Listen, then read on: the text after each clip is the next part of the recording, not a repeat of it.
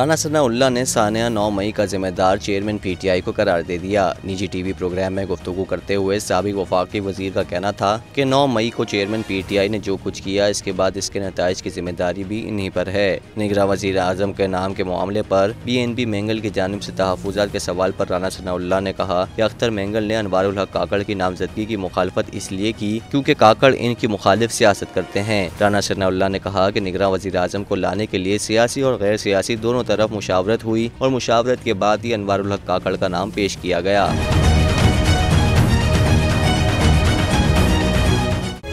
तारीख का अमीर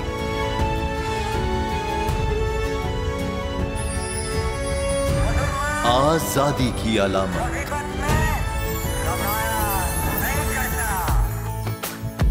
हुस्न का आईनादार,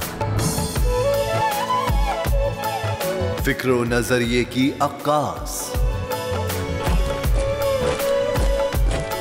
सरफराजी का गवाह, यानी हम सबका निगहबान पाकिस्तान। जिंदाबाद पाकिस्तान, पाकिस्तान। सब्सक्राइब करें और बेल दबाएं ताकि कोई खबर रह न जाए।